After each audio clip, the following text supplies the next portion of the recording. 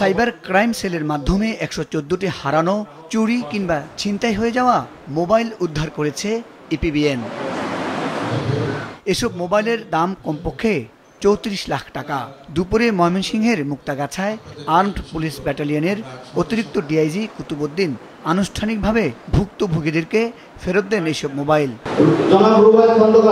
উপস্থিত ছিলেন আর্মড ব্যাটালিয়নের বিভিন্ন স্তরের কর্মকর্তা কর্মচারীরা। টাঙ্গাইল কালিহাতি এক মসজিদের ইমাম ও খতিব, তো আমার এই মসজিদের ভিতরে ফোনটা রেখে হাত ধোয়ার জন্য বাইরে গেছি।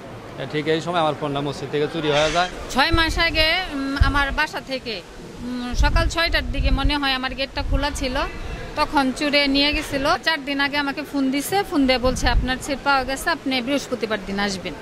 এ সময় বিকাশের মাধ্যমে প্রতারণা করে নেওয়া 2 লাখ টাকাও গ্রাহকদের ফেরত দেওয়া হয়। আমার টাকাটা হারিয়ে গেছিল মোবাইলের, আপনার একটা ডিজিট ভুল হয়েছিল, নাম্বারটা ভুল হওয়ার কারণে টাকাটা চলে যায় চট্টগ্রামে।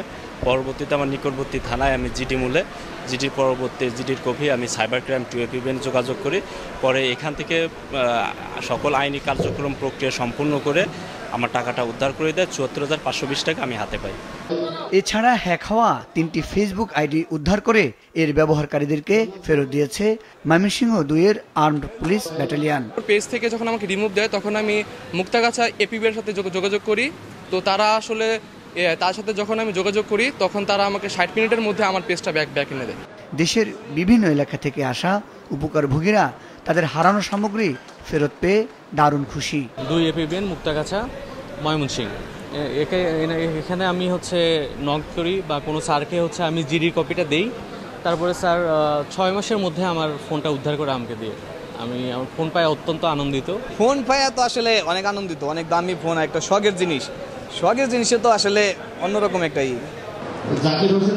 সাইবার ক্রাইম সেলের মাধ্যমে হারিয়ে যাওয়া মোবাইল ও টাকা উদ্ধারের এই প্রক্রিয়া চলমান থাকবে বলে জানান আর্মড পুলিশ ব্যাটালিয়নের ঊর্ধ্বতনরা। মুজাহিদ সাকিব, মাছরাঙ্গা নিউজ ডেস্ক।